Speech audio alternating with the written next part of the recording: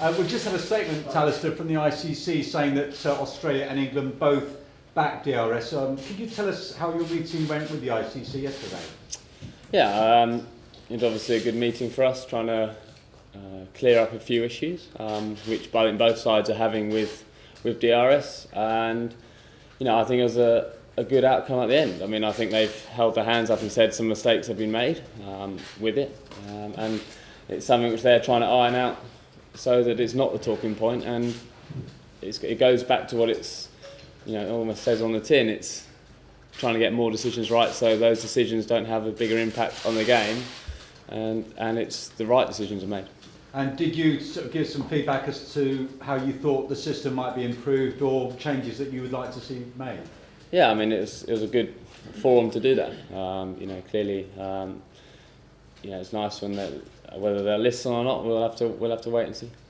Just on obviously the story yesterday about silicon being used on bats. No, Kevin Peterson's wicket was highlighted, and he was very angry about that. What's your own reaction to that story? Look, I think both sides have kind of laughed at it, I think, to be honest with you. And certainly we've been laughing at it in our dressing room. In fact, how strange a story it is, and almost absurd the story is, because it's just so blatantly not true. So I think giving it the miles it's given is kind of a bit strange, and it's not great when you get called a cheat as a side for doing it, and being accused of something which you haven't done. Alastair, Kevin appeared to take it quite personally. How do you think he'll be affected by all that? Well, I just think he wanted to make sure he cleared his name pretty quickly, and gave the story no legs, and I think you're perfectly entitled to do it when it's something as stupid as that. So I think his mail is done, and he's fine. I understand the inventor of Hotspot has been in touch with the ICC to say he thinks something sort of untoward has happened, because he can't work out why Hotspot suddenly not stop working really when it used to. You understand why you might think that, because it used to work and it doesn't seem to have in this series.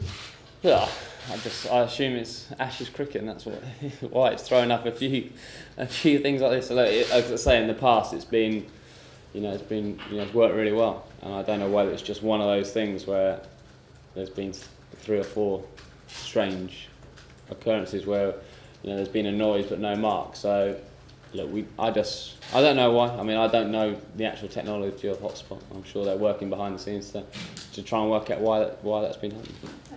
Yeah, it's Peter Lane from Channel 5 News. Michael Vaughan has said he's got no faith at all in Hotspot, and its use should be stopped immediately. What do you think?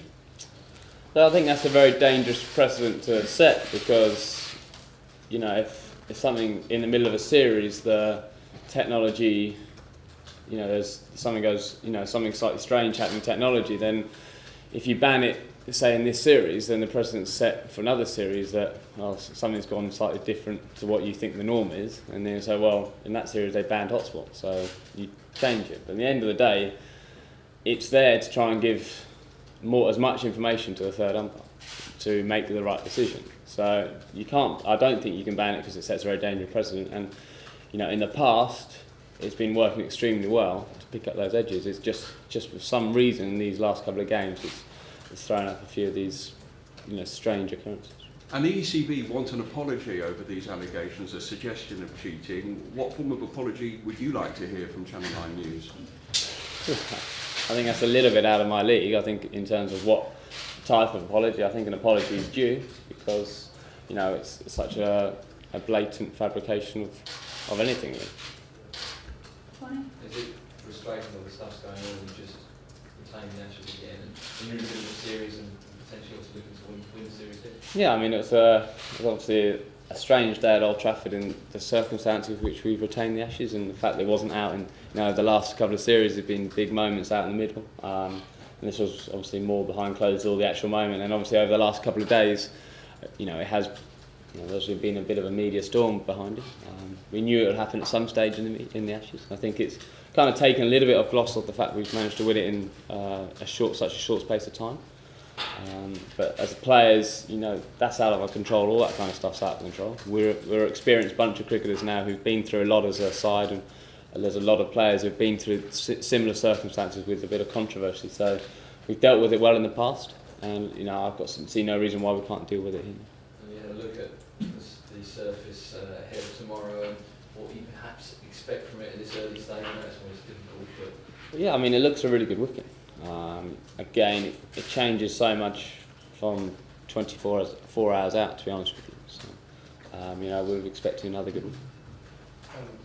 12 months ago, relations between Kevin and UCB in the dressing room were perhaps at an all-time low on the back of sort of this collective accusation. Has this been something that has bound the team close together, and you've all certainly rallied around Kevin, who's pretty upset about the allegation?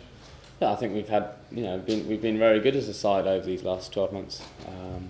Certainly as captain, I couldn't ask for any more from the way that lads have gone about our business, the way we trained together, the way we've spent time off the pitch together, and how desperate the lads have been to try and confront any challenge we've had in front of ourselves, whether we were going 1-0 down in India and coming back and bouncing, to a tough series in New Zealand where we fought very hard to draw, to hear all the pressures of an Ashes test series. So we stuck together well, and I think it is a sign of a strong team. We know how important it is, and we know how hard we've got to keep working. Alastair, not wanting to fuel the story further, but Curtin University in Western Australia has conducted experiments on thermal imaging, and its finding is that silicon tape would actually negate hotspot. So the players have been using silicon tape before now, and I guess they're using it now. Look, I think this story has been given enough talking to in this press conference, to be honest with you. I'm glad that people are doing research about it behind our backs and stuff, and whatever. Look, I'm glad they've been doing it. I'm sure it's kept the clever people busy at that university, wherever they're studying. Dan from Chinese. Obviously, it's the first time the Ashes have been played in the North East. How important is it that the matches keep coming this far north in the future? Yeah, I think the ground looks fantastic over these last couple of days. Obviously, that big stand up there now in front of the castle. I think it'll be a great atmosphere up here.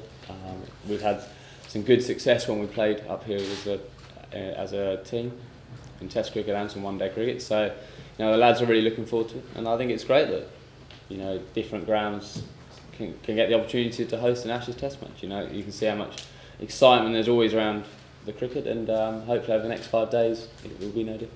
Tim? Alastair, by your own high standards in Ashes games, it's been quite a quiet series for yourself. Are you really desperate to get a big Ashes score with 2 games to go? Yeah, without a doubt. You're at the top of the order. Your job is to score runs, and it hasn't quite gone as well as I'd have liked this series.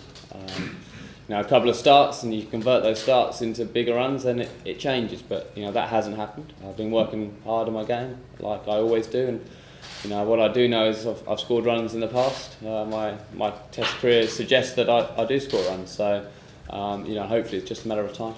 And just on team selection, obviously Graham Onions is back on his home patch. Sorry, I'm right here. You normally hear me. Just about Graham's chances, really. And almost the balance you think of now that the Ashes have been retained, but including other players and perhaps looking a bit more long term. Perhaps you could talk a bit about that challenge that you and Andy have. Yeah, I think Graham Onions has obviously done extremely well this year again in county cricket, and he's pushed his name, right into the squad as he has been. And when he was left out of a couple of games recently, he's gone back to Durham in the 4-day cricket and taken a lot of wickets. So he's doing everything we're asking of him to do. In our eyes, obviously the series is still very much alive. We've set out to win the series, not just retain the Ashes, and that's the goal. So we're trying to pick the best 11 like we will do to try and win this game. Last couple. Barbara Miller, Australian Broadcasting Corporation. Shane Warne has suggested that England players are acting a little bit inappropriately following their gaining of the Ashes. What's your response to that kind of accusation? Look, I don't really know where that's come from. I think didn't Steve Smith apologise yesterday, or said he didn't think that we were arrogant at all. So look, I've got no qualms about the way our behaviour has been over this Test series at all. Just on the hot spot, during that meeting with the ICC, was it discussed at all, the idea of getting rid of the hotspot cameras for the 4th? No, it wasn't, because of the precedent it sets for future series. Okay, thanks very much. Thank you.